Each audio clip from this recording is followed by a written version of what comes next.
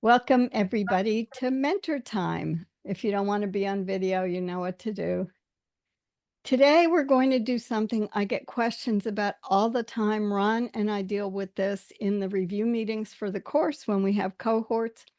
And that is, can I use learning experiences and how do I describe them? Now, no one ever gets as far as what I put in here, describing them with evidence-based results. I know that. But people want to know, oh, I was in graduate school. I had 5 group projects. All of those count, Sue. And of course, I always have to say, it depends. So this is a topic that I was having fun, actually, spending time trying to figure out what would be useful to discuss and how. So our agenda, I'm going to first go over conceptually how I decided to think about this and how we'd proceed forward. What counts as learning experiences? And then we'll move on to how to describe those with evidence-based results. I have examples. And of course, we always leave with what should you do? And I have advice. So we'll get started. What counts as learning experiences or situations? I'm sorry. So I looked at, in my mind, I tried to list every learning opportunity that I thought had somewhat of a unique definition. So a colloquium is very different from a session. A session's more vague. But I looked at this list, and of course, you know me, I have to recategorize even my own lists or categorize them. So I decided to look at from most likely to least likely, or from least likely to most likely, where you actually get experience in different learning opportunities, because all learning is not the same. And Ron's nodding, of course, this is his area of expertise. Now, could you learn at a colloquium? Yes. Could you get experience out of it? Possibly, but least likely. And you're going to see these as we go forward. But these are the things that people say to me. I was in a training or I took a course, and it's like a 1-hour webinar on JHU, nothing wrong with Hopkins, but JHU's website, it's free of charge. And it's basically asynchronous, it's synchronous for you, but asynchronous learning. Someone might give a little video introduction and then you read stuff. So I decided instead of these event types of things, I would look at where does it occur? Where do these opportunities usually occur? And so I'm going to go through them quickly, and then we're going to add on to them. First one, college and university is always about coursework. You can have coursework in other courses too, but there's a particular academic focus. This isn't even all the titles for this. Internships, fellowships, capstones, even being a teaching assistant, research assistant, project assistant when you're in school. Then we move into in-service training and on-the-job training. These are in-job employment settings, even potentially as an entrepreneur, solopreneur, but I'm using it organizationally. Then what we have is what I call independent learning that most of you are doing. And you either end up with a certification, which is an official term for many ways that training has been given into experience, and you'll see examples of that, versus a certificate of completion or attendance, which is what you might get from a one-hour webinar on human rights globally. How can we mitigate it, that the UN might put on. And we'll end with informal ad hoc opportunities. And I call these informal because they may be structured, but you also may be doing things that you don't think of as learning and experience. Then I thought, okay, I'm going to talk about each of those categories, but how can I make it come real? I'm an evaluator, right? Now, I'm not claiming these are criteria. I decided to call this guidance for claiming experience. And let me go through each one. The duration of the place that, or the type of learning that you're doing, is going to tell you whether or not you're going to get hands-on practical experience that you can use as experience when you apply skills you've sat and learned or even done in a simulation. Longer usually means hands-on, but again, it depends. not always, etc., etc. The second one was agenda. On the left is the agenda for today. On the right is an image I found of Pro Campo who's having a learning event. The dashed line says, maybe Sue's incorporated something that might be learning and getting towards hands-on. And I'm not going to tell you whether it is or isn't, but if it comes, it's probably in the second and the third chapters.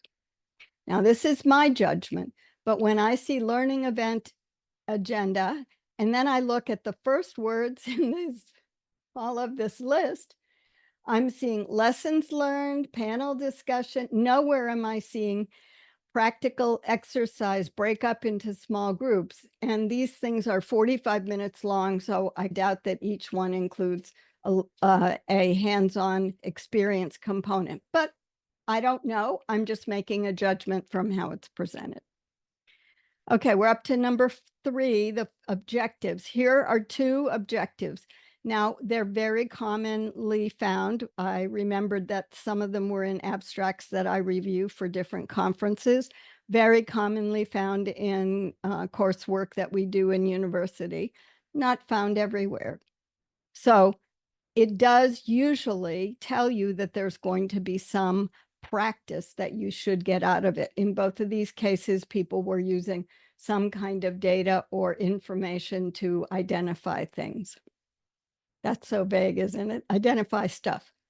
All right, and the fourth one is a scope of work. And this, I gave you a scope of work sample for an internship, because most of the times you won't have a formal scope of work, but you can look at it as implied in where did you then, where in the learning description is it said, oh, and by the way, then you'll break up for 10 minutes into breakout rooms and you'll develop the post you're going to put on LinkedIn tomorrow. So let's do a Slido poll. You can answer in the chat or you can answer on Slido. Tell me which of these, if any, does MentorTime meet any of the 4 guidance areas? 1, all 4. If you think there's other guidance that I've left out, please let me know. And I will also vote on this.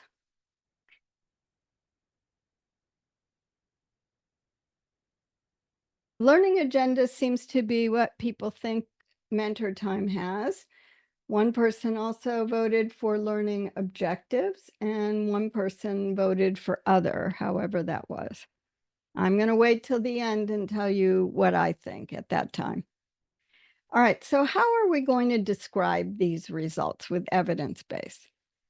College and university coursework, this is where I run into the biggest difficulties.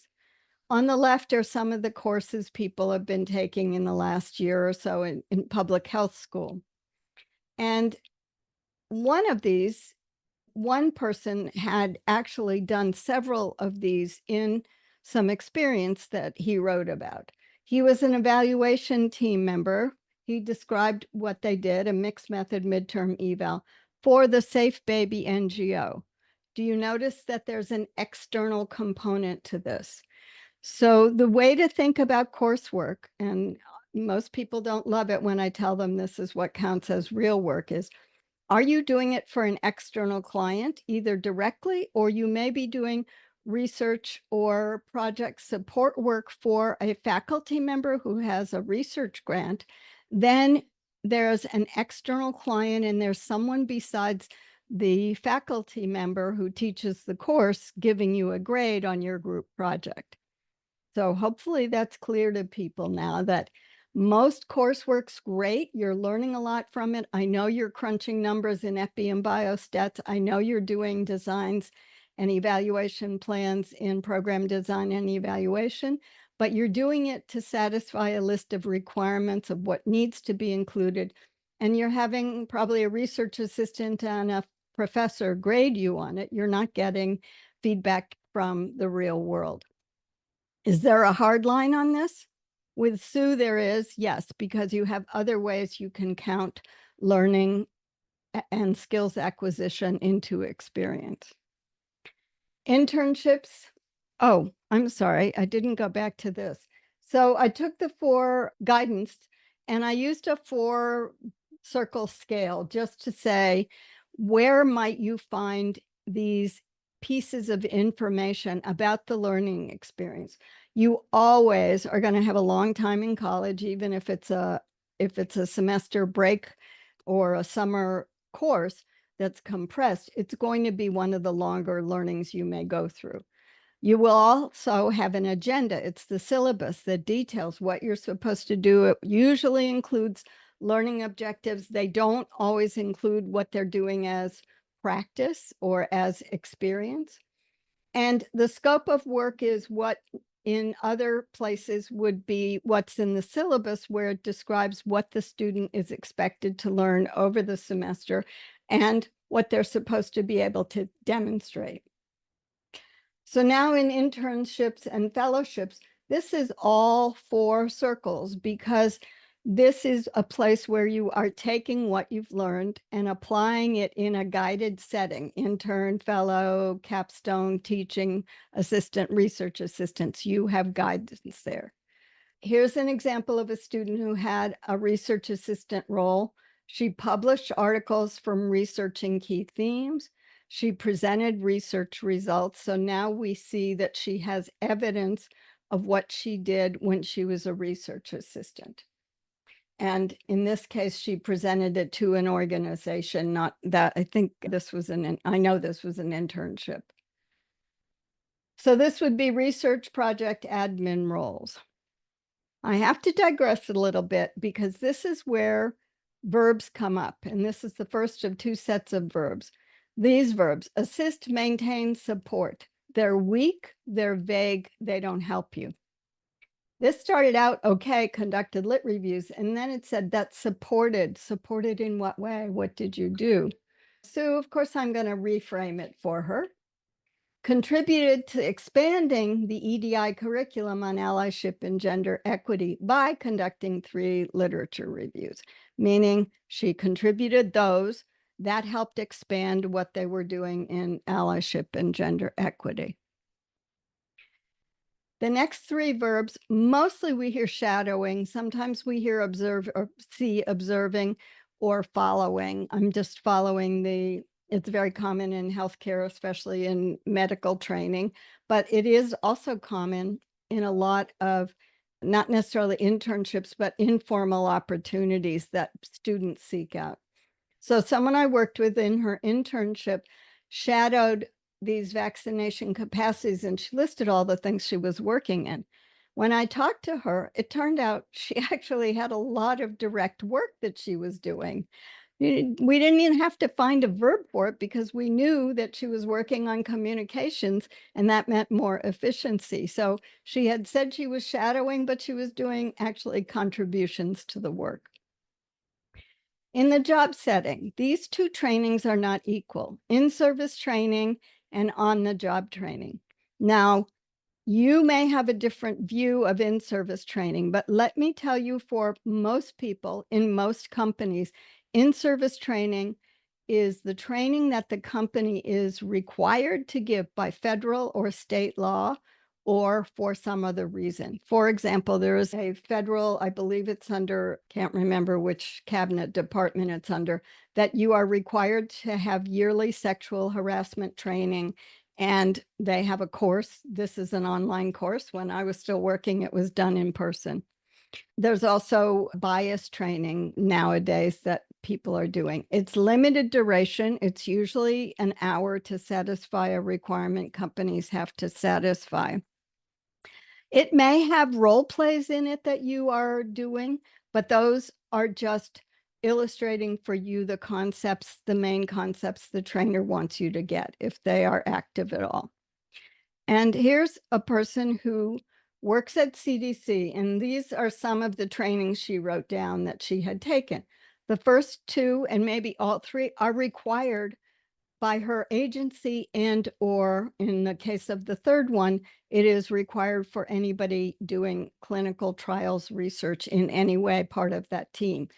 This, though, and I mentioned this to her, this has to be done annually. It's an annual training that you're required to take. So if if it's not up to date, don't put it on there, as you'll see with the next. And then she listed these skills. In my view, the first one is probably not anything that would be in-service training. It would more likely to be informational. Maybe she actually went out and was a contact tracer. I don't recall that she was. The second one I looked up, it is a certification, and which is good news. And the third one is similar to the CITI training for clinical trials. If you're getting skilled in basic or advanced life support or lifeguard training, that's an annual renewal also. So if it's not current from 2012, then take it off there. If it is current, put the year that you can say 2012 to ongoing annually. Now, on-the-job training has a very formal definition, and that is towards skills acquisition, which is why it gets all the circles for objective, scope of work, and agenda. It's usually shorter duration because it is on the job. It means the person comes with some skills. They learn either by your supervisor, who may be helping mentor and teach you how to write the technical proposal in a business development RFP, or it may be like, I think this person is an organizational trainer who's watching this person weld, cut something. I wasn't exactly sure what they were doing, but it's clearly on the job training, in my view. All right, you heard me talk about certification a couple minutes ago. So the certification and certificates of completion are defined partly by what's an accepted practice. There are people who will tell you that they are certified in something when they've gotten a certificate of completion or attendance, but it doesn't mean that it's recognized. The one that you can see in the top left corner for many years has one certification we all recognize. If you are certified as a project management professional by PMI, the organization, Project Management Institute, that is recognized. Certain Microsoft technology skills certifications are required by IT departments. So here's a combined list of a couple people's training and certifications. The big C for me is what I believe, and I checked a lot of these, are certified. You receive a certificate, such as certificate of secondary education, like graduation from secondary school. The first two definitely. The others don't sound like they are necessarily a hands-on, you leave with training, and thus you would be a certified representative of the skill. Now, I could be wrong. The introduction to Python programming in this tech camp could have been producing Python programmers, but just reading those things, this should give you an idea of how and in what way you show your training and your skills acquisition. So I always recommend to people, don't tell me whether it's a certification unless you really know it is. It's blended all the time. I hear people use this incorrectly, including some very senior people who give webinars who talk about, I was certified in whatever, when they mention things that I know aren't certifications.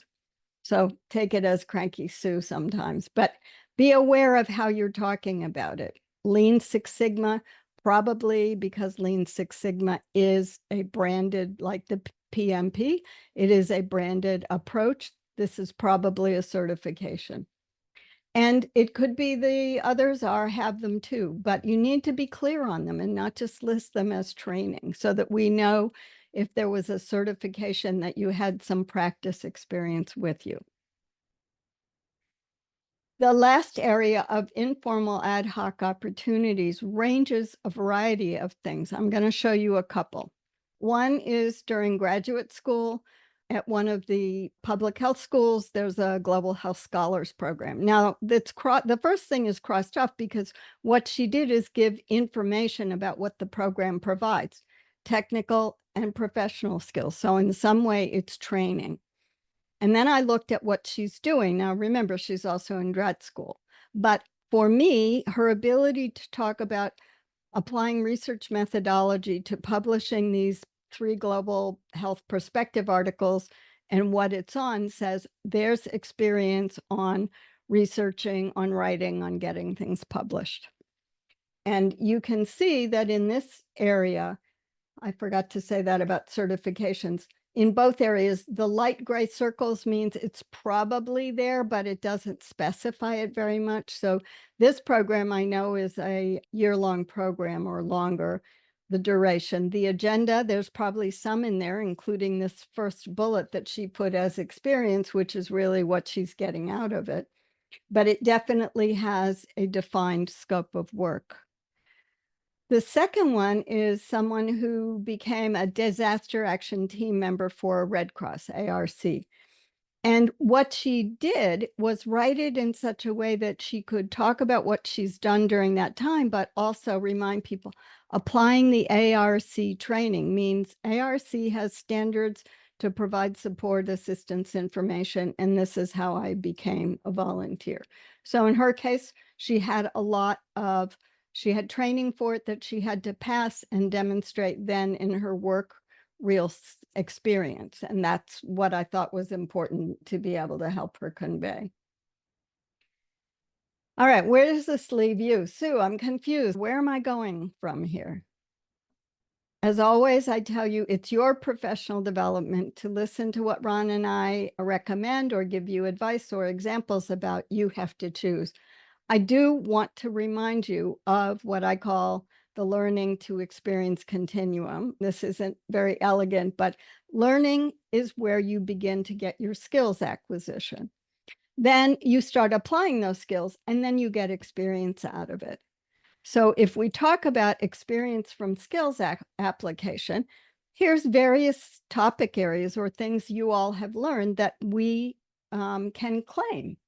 Did you learn how to develop better graphics? Maybe you did data viz work. Maybe you did analysis and synthesis of data for one of your professors for a research contract he's on. Even leadership, which is more of a difficult thing to try to capture in moving from skills to experience. Agile leadership is a kind of leadership area, and this person applied it as a senior manager. So there's a lot of things that you can claim experience in. And then you're saying, Sue, but how do I get experience and how do I show it?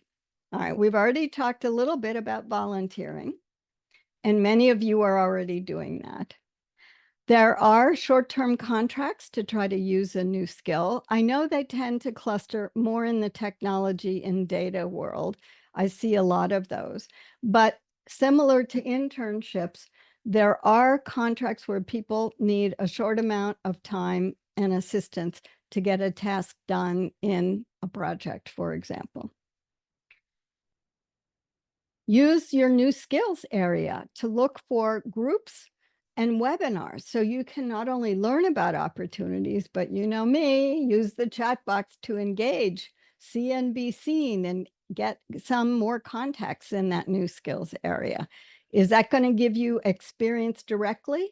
A little bit, but it'll give you a lot of visibility to be seen describing things that you learned and how you applied them even in practical but not external situations. So maybe you would write a comment, oh, I didn't realize how hard Python programming was for me until I actually got through the exercise on it, similar to what someone's presenting today that he did for his most recent, I don't know what contract.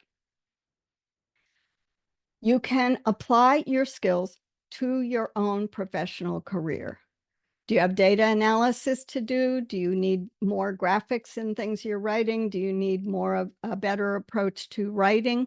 All of those things can contribute to how you present yourself professionally. So don't discount your own work. I had someone who took a sabbatical after he went to coding boot camp, and he worked on 2 projects for himself and then used those as a portfolio to move from being a community organizer to a very, now still very successful front-end user technology person.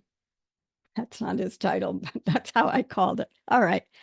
And you can write articles on LinkedIn, Medium, wherever you want on how you've applied your new skills so that you begin to also reflect on that and say, oh, yes, this is where I did it. Here are the opportunities I'm still seeking. And I just referred to this a minute ago, but always use substantive commenting as you begin to apply your new skills and trying to find ways to get real experience with an external group that has some buy-in to something they're asking you to do for them. You can comment and be seen as very engaged in that topic area. I had thought a lot about how do you show this portfolio of new skills you're doing. And I came up with this term. I didn't search to see if someone else has used it, but I was looking for knowledge worker portfolios.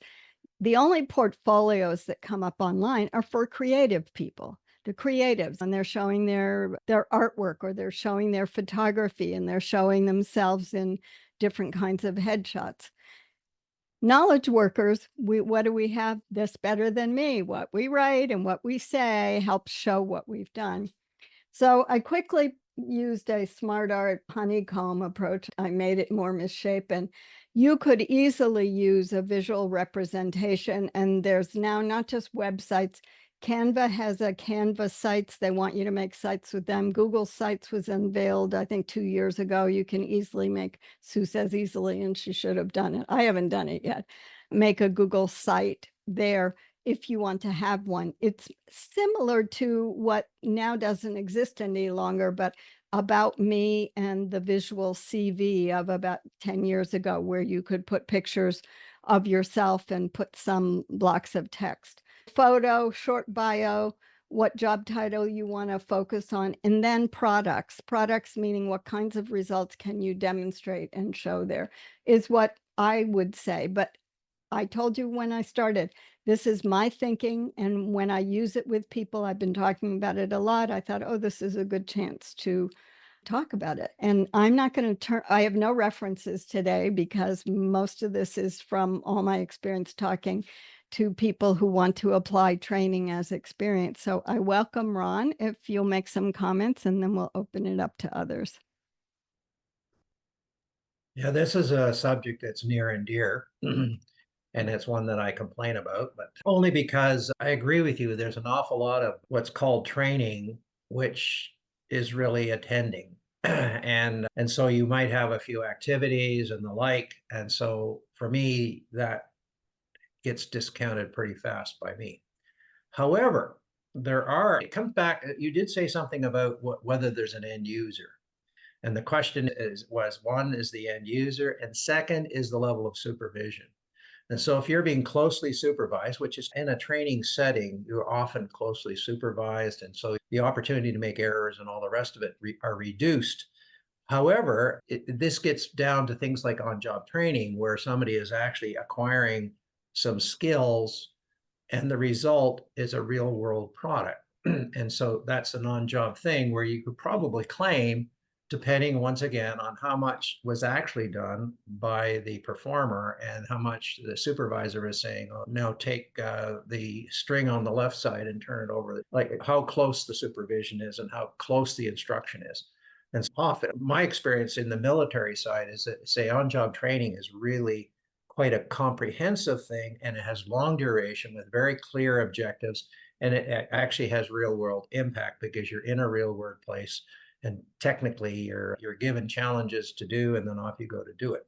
Something similar also, I think, is in flight training. And so sometimes I know, once again, we're away from the knowledge worker, but in flight training, for example, people who spend time in simulators, and depending on the quality of the simulator, it may actually count as real flying hours.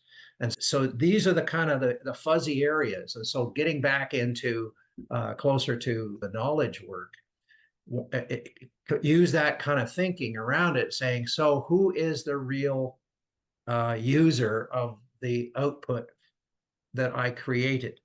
And so if you're the real user, in other words, I get a grade for it. I'm the main user because I'm producing a product and that's drawing me in. However, I think as you pointed out, Sue, is the idea that you're working with, and I've had several mentees where I was working, it's mostly in the software area. and they were working with a cooperative client. And so the university actually says that once you enter into this part of the program, you have to actually have a placement with an employer. And so now the supervision isn't very close, except by the employer. And so there you are doing a real world experience. And so I think, see, these to me are really that. So part of what you were saying also talked about how do you illustrate your certifications and so on, or certificates or diplomas, or the fact that you whatever. attended the program. Yeah. That's one thing. And what value does it have in the end? Yeah. As we have constantly said, did you get a chance to apply it in a real world setting, so that real world experience becomes part of your resume, your CV, portfolio. And then just last on a portfolio idea is that the college that I worked at for a few years, we were called a portfolio college, and they literally forced people to develop a portfolio. It was a binder. Essentially, it's a binder, and they include a lot of things like certificates, but then projects that were completed and so on. And they often had real clients that they worked with as well in the college setting. This is a trades training type college. And so that's the kind of thing. So to me, it comes back to, is there a product that has real world value?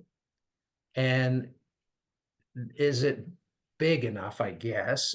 Doing an analysis might be really hard and so on and so forth, but the ultimate value, you need to do that 5 or 6 times to really say, on a regular basis, I did such and such or whatever. So anyway, those are the thoughts I have. I think this is a really challenging topic, but I agree with you, Sue. It is possible to illustrate competency and capability, even though the setting might be considered training. But there's a lot of caveats, as you've indicated, and I agree 100%. Is there anything else I wanted to say? No, basically, it's one thing. Sometimes an individual who's attending in a training establishment or an educational establishment will be requested or required to do a conference. So when you actually go, and now I'm at a conference and I'm presenting on behalf of the institution, now this is real world again. You're okay, yeah, you're a student, you're in a learning mode, but you're now taking the results or whatever, and you're presenting it in a real world setting so that you can be embarrassed if you mess up, so that the cost of error is pretty high.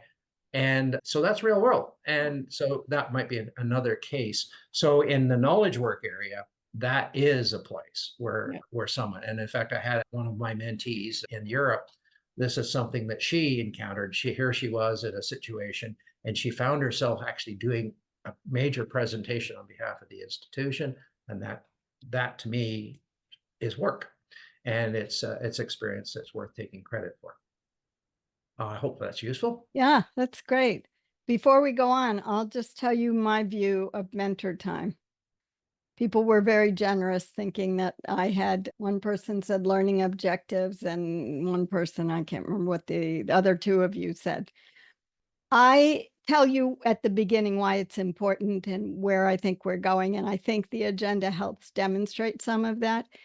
My hesitation is always around, what should you do? If we had a full hour, I'd do what we did a couple times ago, where I asked you, maybe it was last time, which things you were going to focus on, and you did it really quickly. So short bursts of learning.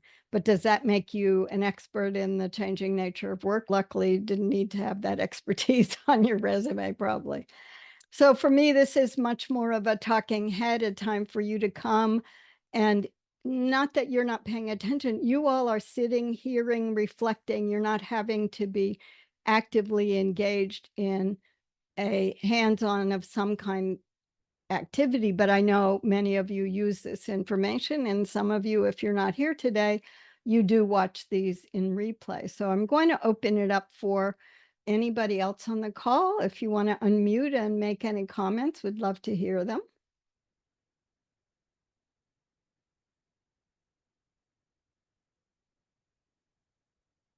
Hi, Sue. I'll say something. Sure. So, when you were talking about certificates, the big C and the little c, I was thinking about that too, and especially in my job in the Caribbean, we were doing all these webinars and people would say, "Oh, is there a certificate for that?" And I always thought, I was like, if someone showed me a certificate from this, all it says is that their computer was connected. I don't even know if they were listening, Yeah. right? They could Yeah. have connected it and walked into the other room. It always made me laugh that they want these, and I always wondered what they were gonna do with it. Do you show it to somebody, or Yeah. anyways? But also, I was thinking a lot about, as you were talking through, about the portfolio, which you showed at the end of, especially like right now, I'm in a training that I'm doing with NASA, and so I'm gonna have these maps that come out of it that I'll do as homework, but I can show them as maps of, oh, okay, I know how to do this kind of analysis and make these kind of comparison maps and things like that. So yeah, it'll be nice to have that as an added portfolio. And I was looking real briefly while you were talking, is there a way on LinkedIn to post things like that, to not like just a regular post, but like on your profile to say, I made this map or I made this? Two ways. You can write an article about the meaningful training and the experience. You can also create for yourself, and not every job seeker wants to do this. While you're in job seeking, there are a couple LinkedIn profiles that are called open to work, and I haven't seen people use them recently. Someone I worked with early on in COVID called her section career advancement. She'd taken some coaching, but she also was doing some volunteer work as an HR specialist in the UK. And she rolled it under there and continued to add courses in there. Not, I took this course, but I just finished it. And because for each job experience in LinkedIn, you can add media. It comes up as a little colored picture, but people can click on it and see something you've done. I'd recommend, if you want, that's a place you could put it without having to find. None of those websites I mentioned, they're all websites. They aren't as easy as Visual CV and About Me used to be, which was literally 3 clicks and I was done making my Visual CV. I tried all this stuff this is the old days, 10 years ago, probably. So does that help you, Peter? I think that would be a good way to do it. Yeah, that does help. That would be a real good way to do it. So especially now when I'm between things, I can put that as that's what I'm doing now section. Exactly. And LinkedIn, That's by really the good. way, will boost you higher if you have a current job. So if you leave a Sure. job, don't immediately change the month and say you left it. Give it a month or two. It's not really lying. You can just say you didn't get around to your LinkedIn profile. But I always recommend people who are in job search longer than a month or so put that on there and describe what you're actively doing, because job search is a full-time role, and then upskilling, I don't love that term, but getting more skills and a different kind of a skill, or pivoting, or in your case, adding on to your expertise in analytics with now geographic data viz stuff. That's great. Okay. Cool. Great. Thanks. Anyone else? Yeah, Ron? I just have it's an interesting anecdote. I was working with a person involved in doing medical training, and they were developing simulations for helping with diagnostics for doctors. And he himself was a doctor, but he moved over into this, and it eventually became quite a big product. Anyhow, it was interesting when we were talking about in-service training for medical practitioners and and he was saying, he says, for doctors, it's a joke. This was his attitude, and this was a while ago. He says they go to Bermuda and they do these in-house seminars that they're required to do as part of their in-service, or I don't know how you want. It's a maintaining their qualification. I should have said, this presentation didn't cover, it's called continuing education. Yeah, that's Because right. that's Sorry. a very different beast. Yeah, and that's a continuing education function, and the person spent the entire time on the golf course. So it's because, and this is actually critical to it all, and it's what Peter said there as well. What level of engagement was there? Did the person just go off golfing while the computer was connected, or some other thing? That's it. And this is why I think having an accomplishment related to some learning is so important to being able to illustrate. And so if your accomplishment was getting a hole in one, that's one thing. If your accomplishment is building a model and a series of like a new modeling piece of software that can develop new types of maps or something, then that's real world and is definitely worth reporting on and illustrating in some form, in some way. Thank you. And by the way, in the old days, working in Africa and Asia, when people applied for jobs in the countries where our company had offices, we got literally binders of applications with every course they'd ever been to. And a lot of those were courses around maternal health, latest technologies, or child health, or whatever. And it always made me laugh when they would want to, if I saw them in person, want to go over it in person. Look, Sue, I did this. Look, Sue, I did that. Peter's shaking his head. I'm sure you've seen that too. Yeah, lots of old memories for those of us who are I'm on the old side of things.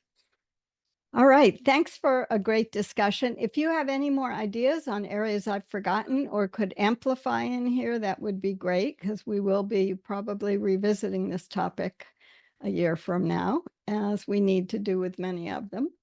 I will stop and ask if there's any burning questions for the chat box.